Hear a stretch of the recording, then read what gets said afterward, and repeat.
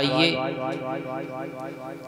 اب میدان خطابت کی آخری کڑی دارالعلوم دیوبند کے عظیم سپوت قاطع بدعت مقرر شعلہ بیان سرزمین شہر جسپور اتراکھنڈ سے تشریف لائے ہوئے، جہاں آپ احقاق حق اور ابطال باطل کا فریضہ بخوبی انجام دے رہے ہیں۔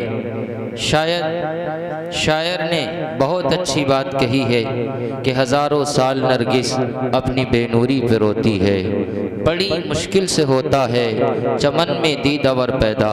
اکابر علماء دیوبند کے منظور نظر ہم سب کے مشفق و مکرم حضرت مولانا محمد اخلاق صاحب دامت برکاتہم، امام و خطیب ابو بکر مسجد و شہر قاضی جسپور اتراکھنڈ، آپ حضرات کے روبرو دل کی آواز کو سن اور قلندر ہو جا۔ حضرت پڑھے ہیں ادب کے ساتھ، دل کی آواز کو سن اور قلندر ہو جا، تشنگی تجھ سے مخاطب ہے سمندر ہو جا۔ حضرت مولانا محمد اخلاق صاحب دامت برکاتہم۔ السلام علیکم ورحمۃ اللہ وبرکاتہ۔ وعلیکم السلام۔ وہ تمہیں جواب دینا نہیں آتا؟ وعلیکم السلام ورحمۃ اللہ۔ گھڑی میں 11 بجے ہیں اور تمہارے 12 بج گئے۔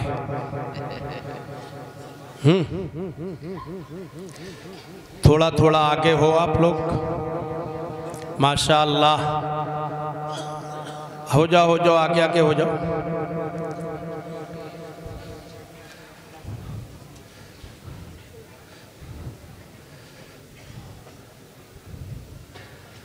وہیں بیٹھے بیٹھے ہل لیں بس۔ بولے مولوی کو بھی بے وقوف بناؤ۔ اچھا ایک لطیفہ سنو یار۔ ایک مولوی صاحب تقریر بہت لمبی کرتے تھے۔ اب جو ان کے چاہنے والے تھے انہوں نے کہا مولوی صاحب آپ تقریر بہت لمبی کرتے ہیں، لوگ اکتا جاتے ہیں۔ مولوی صاحب نے کہا یار مجھے پتہ ہی نہیں چلتا ہے، جب میں تقریر کرنے بیٹھتا ہوں مجھے وقت کا اندازہ ہی نہیں ہوتا ہے۔ تو ان کے چاہنے والوں نے کہا یہ ٹوفیاں ہیں، آپ شیروانی تو پہنتے ہی ہو، یہ ٹوفیاں شیروانی کی جیب میں رکھ لیا کرو، اور یہ ایک ٹوفی آدھے گھنٹے تک چلے گی۔ آدھے گھنٹے تقریر کرنا ہے تو ایک ٹوفی رکھ لی، ختم ہو جائے تقریر ختم۔ 1 گھنٹہ کرنا ہے تو ایک کے بعد دوسری اور رکھ لی۔ بولے ٹھیک ہے۔ اب پوچھ لیتے مولی غفران وغیرہ سے، مفتی شاداب صاحب وغیرہ سے کتنا بولنا ہے؟ آدھا گھنٹہ، تو ایک ٹوفی اندر رکھی، بات ختم۔ اب بولے 1 گھنٹہ، تو ایک ٹوفی اندر رکھی، ایک ہاتھ میں لے لی، یہ ختم ہو گئی، یہ بھی رکھ لی۔ معاملہ ٹھیک چلنے لگا۔ اب ایک دن پھر بیٹھے تقریر کرنے کے لیے۔ اب پھر تقریر ختم نہ ہو رہی ان کی، گھنٹہ ہو گیا 1.5۔ بٹھایا تھا انہیں آدھے گھنٹے کے لیے، تو ناظم صاحب نے ذرا ہلا کے کہا مولوی صاحب 1.5 گھنٹہ ہو گیا۔ بولے میں کیا کروں، ٹوفی ختم نہیں ہو رہی ہے۔ کہا دیکھو تو صحیح ٹوفی کیسی ہے، تو دیکھا تو شیروانی کا بٹن تھا منہ کے اندر، رات بھر ختم ہی نہیں ہونا تھا۔ تو میں نے شیروانی تو پہنی نہیں ہے، بٹن وٹن بھی نہیں ہے۔ ایک کام میرے ذمے کیا گیا ہے، مفتی غفران صاحب نے کیا ہے، اور آدھے گھنٹے کا وقت دیا ہے۔ آدھے گھنٹے میں یہ سارا کام مجھے کرنا ہے۔ اچھا میں تمہارا مہمان ہوں کہ نہیں ہوں یہ بتاؤ پہلے؟ جی بے شک۔ تو مہمان کی بات تو ماننی چاہیے، مان لو گے؟ جو جہاں ہے وہیں کھڑا ہو جائے، 1 سیکنڈ کے لیے صرف کھڑے ہو جائیں۔ کھڑے ہو جاؤ سب، ماشاءاللہ۔ اب ذرا آگے ہو جاؤ۔ آگے ہو جاؤ آگے، ماشاءاللہ ماشاءاللہ، بیٹھ جاؤ یار، بہت خوب۔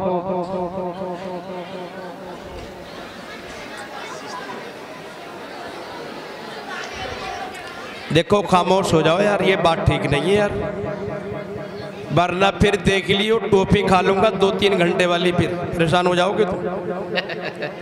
اچھا یہ لوگ جو سامنے کھڑے ہیں یہ جنت میں جانا چاہتے ہیں کہ نہیں چاہتے؟ اگر چاہتے ہیں تو یہ بھی بیٹھ جائیں۔ ماشاءاللہ، بیٹھ جاؤ بھائی، بیٹھ جاؤ۔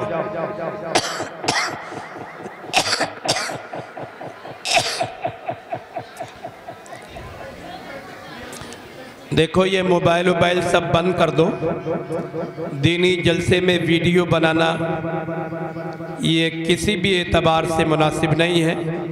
ضرورت کے لیے ایک ویڈیو بن رہی ہے، وہی کافی ہے بس۔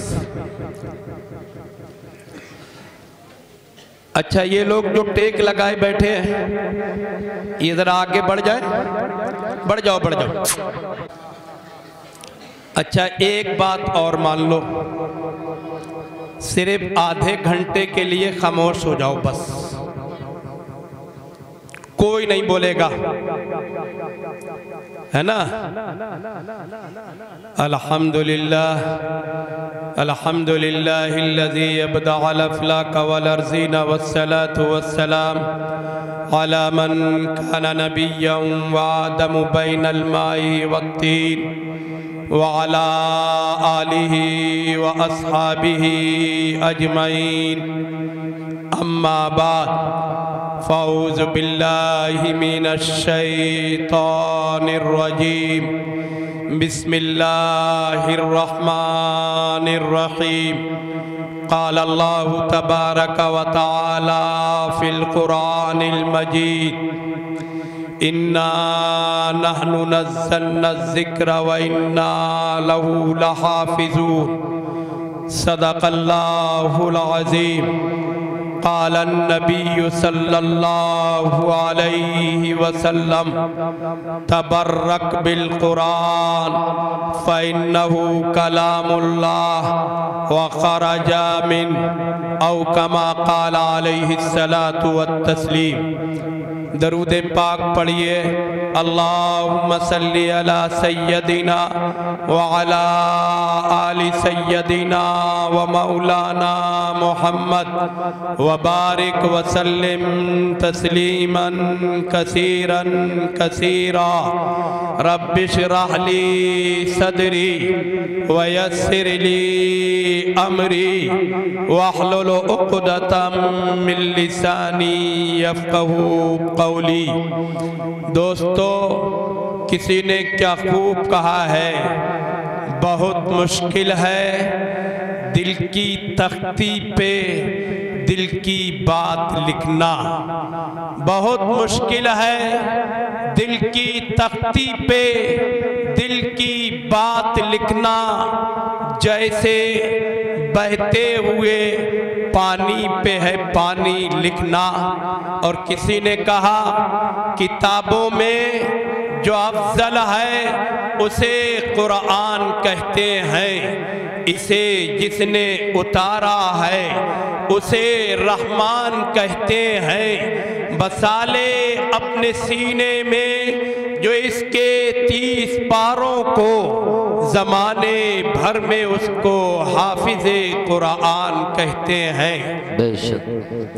اور جن کی آمد کی برکت سے، جن کی آمد سے روشن ہوئے دو جہاں، جن کی آمد سے روشن ہوئے دو جہاں، ان کے قدموں کی برکت پہ لاکھوں سلام۔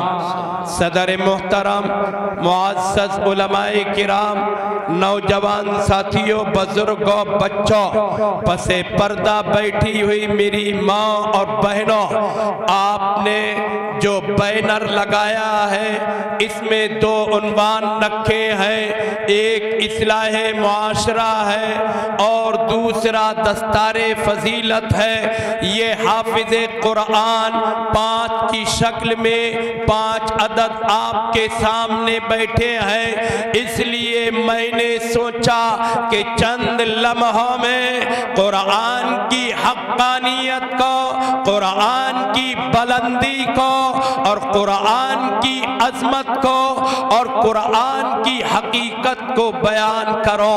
مسلمانوں، وقت انتہائی مختصر ہے، اس لیے میں بغیر کسی تمہید کے کہنا چاہتا ہوں، یہ قرآن اللہ کی آخری کتاب ہے، لا ریب لا شک کتاب ہے۔ اب قیامت تک کوئی کتاب نہیں آئے گی، یہ کتاب ساری کتابوں سے اعلیٰ اور افضل ہے۔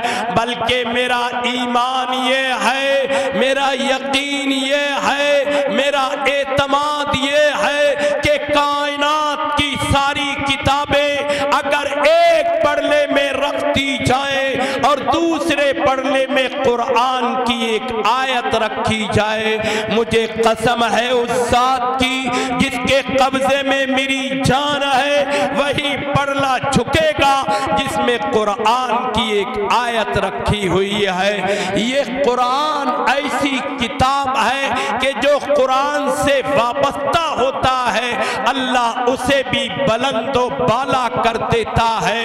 یہ قرآن ایسی کتاب ہے، اللہ نے اعلان کیا کہ کائنات کا کوئی اچکا اور کائنات کا کوئی کمینہ اور کائنات کا کوئی ذلیل اور کائنات کا کوئی بدبخت اگر قرآن کے ایک حرف کو مٹانا چاہے تو قیامت کی صبح تک مٹا نہیں سکتا۔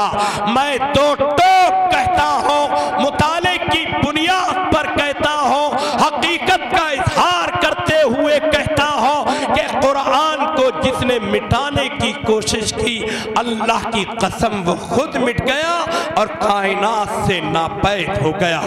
اس لیے کہ اللہ نے قیامت تک کے لیے اعلان کیا ہے، اِنَّا نَحْنُ نَزَّلْنَا الذِّكْرَ وَإِنَّا لَهُ لَحَافِظُونَ۔ ہم نے قرآن کو نازل کیا ہے اور ہم ہی قرآن کی حفاظت کرنے والے ہیں۔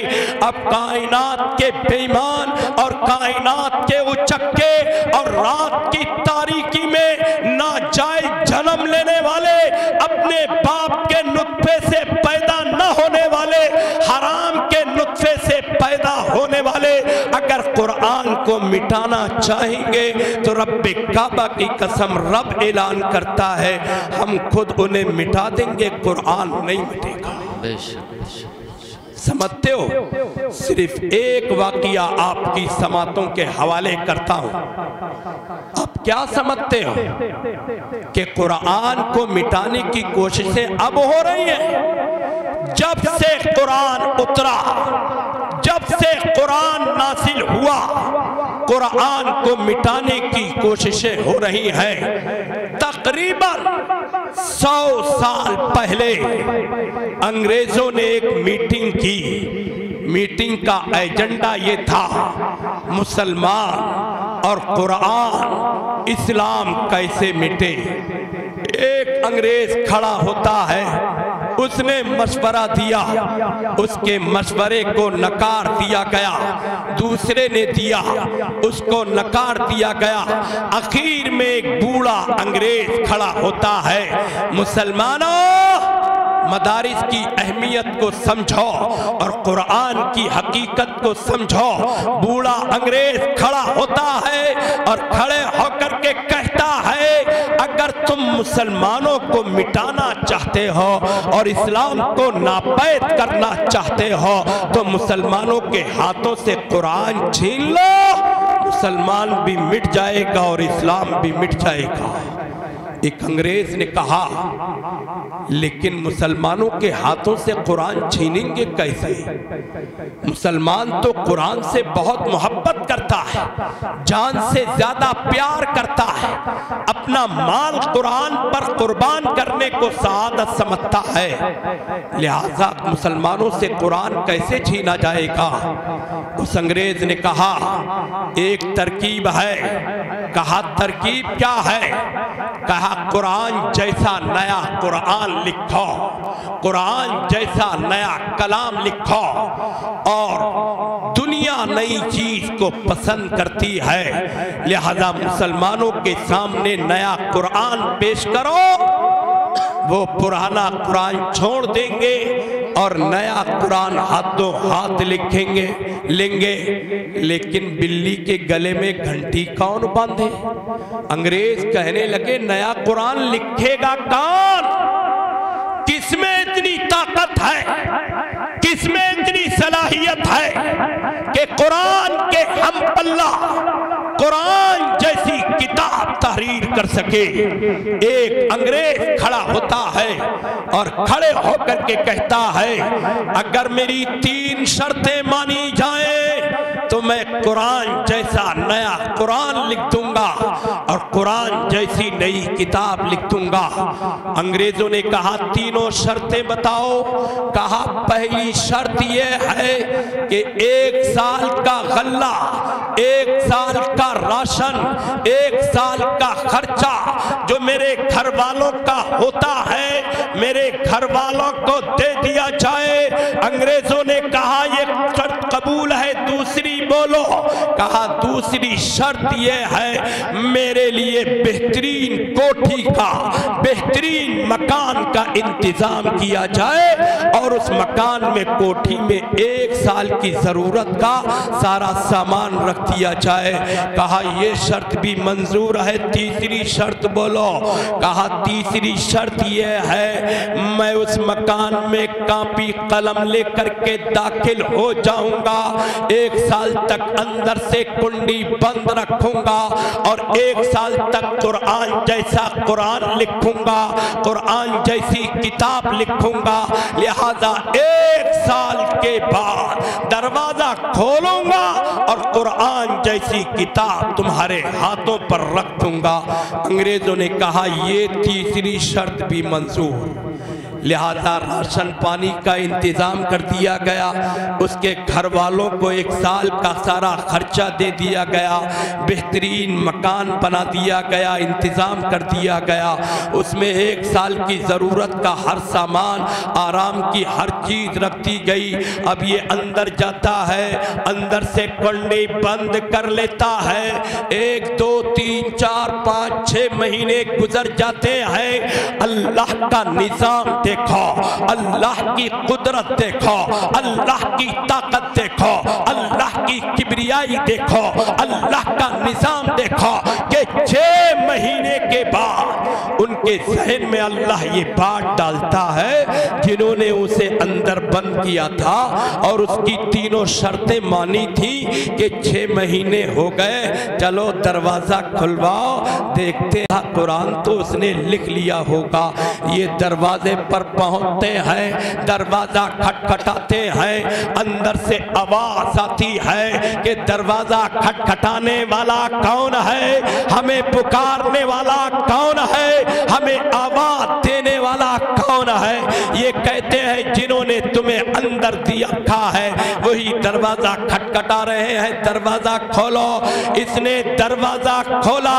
او مسلمانوں، دل کے نہا خانوں میں قرآن کی عظمت کو اور اللہ کی جو حفاظت اس کے ساتھ ہے اسے اتر جانے دو۔ میرا جی چاہتا ہے کہ ایک ایک مسلم آنگن میں یہ جملے لکھ کر کے ٹانگ دیے جائیں، ہر مسلم دل میں یہ جملے اتر جائیں جو اس انگریز نے کہے۔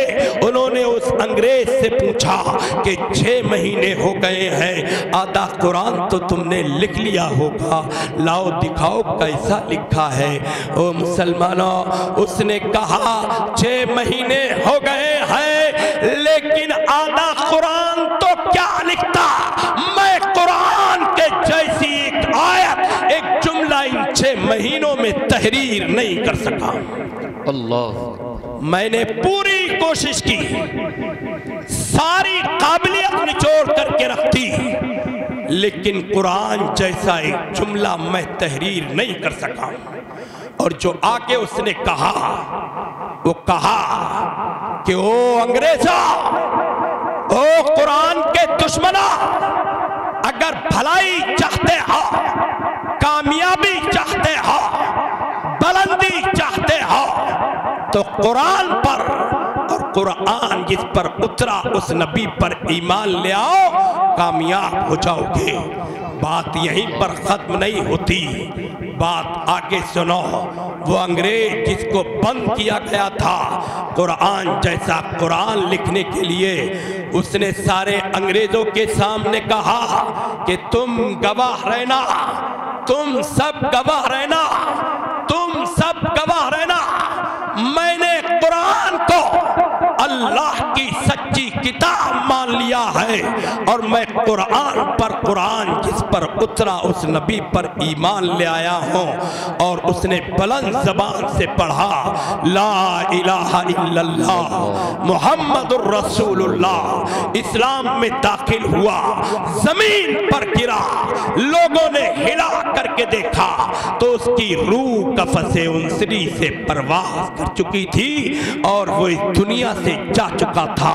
اس لیے رب نے کہا، اِنَّا نَحْنُ نَزَّلْنَا الذِّکْرَ وَإِنَّا لَهُ لَحَافِظُونَ، ہم نے قرآن کو اتارا ہے اور ہم ہی قرآن کی حفاظت کرنے والے ہیں۔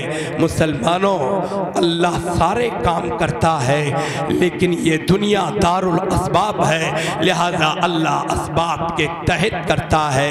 اسباب کے درجے میں یہ مدارس بنائے ہیں، یہ طلبہ پیدا کیے ہیں جن کے سینوں میں اللہ قرآن محفوظ کر دیتا ہے، وقت اجازت نہیں دیتا ہے، ورنہ طویل گفتگو کرتا۔ اس لیے مسلمانوں، میں تمہاری ٹھوڈیوں میں ہاتھ ڈال کر کے کہتا ہوں، اور کہو تو اپنی ٹوپی تمہارے قدموں میں رکھ کر کے کہو تو کہنا چاہتا ہوں، اگر قرآن کی خاطر تمہاری جان کی ضرورت پیش آئے تو جان کی قربانی پیش کرو، اور مال کی ضرورت پیش آئے تو مال کی قربانی پیش کرو، اور اولاد کی ضرورت پیش آئے تو اولاد کی قربانی پیش کرو۔ ایک واقعہ سنو، بمبئی مہاراشٹر کے علاقے کا واقعہ ہے، بڑا عجیب و غریب واقعہ ہے۔ یہ اس زمانے کا واقعہ ہے جب مدارس میں مطبخ نہیں ہوتے تھے، بچے طلبہ گھروں پر کھانا کھاتے تھے۔ ایک نبی کا مہمان، مدرسے کا طالب علم بمبئی کے علاقے میں کسی مدرسے کے اندر جاتا ہے اور کہتا ہے، میں اللہ کا قرآن حفظ کرنا چاہتا ہوں، اللہ کے قرآن کا حافظ بننا چاہتا ہوں، لہذا آپ میرا داخلہ لے لیں۔ ذمہ داروں نے کہا، ہم داخلہ نہیں لے سکتے، اس لیے کہ جتنے گھر تھے اتنے طلبہ آ گئے ہیں، اب کوئی گھر کھانا کھلانے کے لیے باقی نہیں ہے، لہذا ہمارے پاس کھانے کا انتظام نہیں ہے، ہم تمہارا داخلہ نہیں لے سکتے۔ یہ طالب علم سست سا منہ لے کر کے مدرسے کے باہر آیا، ایک بوڑھی ملی، بوڑھی نے دیکھا، سوچا بچہ پردیسی ہے، باہر کا ہے، دل میں آیا اس کے، اس نے پوچھا بیٹا کہاں سے آئے ہو؟ یہاں کے نہیں لگتے ہو، باہر سے آئے ہو کیا؟ کہا باہر سے آیا ہوں۔ کہا پریشان کیوں؟ کہا ماں جی تم نے کیا کرنا ہے، میری پریشانی یوں ہی ہے، بس تم میری پریشانی دور نہیں کر سکتی ہو۔ کہا بیٹے بتا تو صحیح۔ کہا اصل میں حافظ قرآن بننا چاہتا تھا، مدرسے میں داخلہ لینا چاہتا تھا، لیکن مدرسے والوں نے داخلہ نہیں کیا، کہا کھانے کا انتظام نہیں ہے۔ بوڑھی نے کہا بس بیٹے اتنی سی بات ہے، جاؤ داخلہ لو اور مدرسے والوں سے کہو میرے کھانے کا انتظام ہو گیا ہے، آپ تو بس مجھے پڑھائیں۔ طالب علم نے کہا کھانا کون دے گا؟ بوڑھی نے کہا میرا گھر یہ ہے، میں روزانہ تینوں ٹائم تجھے کھانا دوں گی۔ لڑکا خوش، بچہ خوش، پہنچ گیا مدرسے میں، اساتذہ سے ذمہ داروں سے کہا داخلہ ہو گیا، اور بچہ داخلہ لے کر کے قرآن کا حفظ کرتا رہا، اور یہ بوڑھی اسے تینوں ٹائم کھلاتی رہی۔ 3 سال کی مدت میں بچے نے قرآن پاک حفظ کیا، مکمل قرآن اپنے سینے میں محفوظ کیا، لہذا 3 سال تک وہ بوڑھی اسے کھانا کھلاتی رہی اور اچھے طریقے سے اس کی مہمان نوازی کرتی رہی، مہمان نوازی کرتی رہی اور اس کے کھانے کا انتظام کرتی رہی۔ 3 سال کے بعد وہ لڑکا گھر چلا جاتا ہے۔ کچھ دنوں کے بعد بوڑھی کا انتقال ہو جاتا ہے۔ بوڑھی کے ملنے والے نے اس بوڑھی کو جنت میں دیکھا اور بوڑھی سے پوچھا، ارے اماں یہ کیا ہوا ہے؟ تو ٹھاڈی نمازن نہیں تھی، ٹھاڈے نیک کام نہیں کرتی تھی، لیکن پھر بھی تو جنت میں، آخر اس کی وجہ کیا ہے؟ بوڑھی نے کہا میرے نامہ اعمال میں ایسی نیکیاں نہیں تھی جن کی بنیاد پر میں جنت میں جاتی۔ میں نے نبی کے مہمان کو، قرآن کا حفظ کرنے والے کو، مدرسے میں پڑھنے والے کو 3 سال تک کھانا کھلایا، جس کی بدولت اللہ نے بغیر حساب و کتاب کے مجھے جنت میں داخل کر دیا۔ سمجھ میں آتی ہے بات؟ سوچتے ہو یہ تو ملا آدمی ہے، اس کی حیثیت اور قدر و منزلت کیا ہے؟ اگر بات کروں تو طویل وقت درکار ہے۔ یہ بتاؤ بات سمجھ میں آئی کہ نہیں آئی؟ جس کی نہیں آئی وہ ذرا ہاتھ اٹھائے۔ سب کی آئی؟ اچھا جس کی آئی وہ ہاتھ اٹھائے ذرا۔ ماشاءاللہ۔ اچھا جو سو رہا ہے وہ ہاتھ اٹھائے ذرا۔ سب جاگ رہے ہیں؟ سب کی سمجھ میں آئی؟ اچھا بات تو صحیح ہے کہ صحیح نہیں ہے؟ بولو، تم بولو نا، صحیح ہے نا؟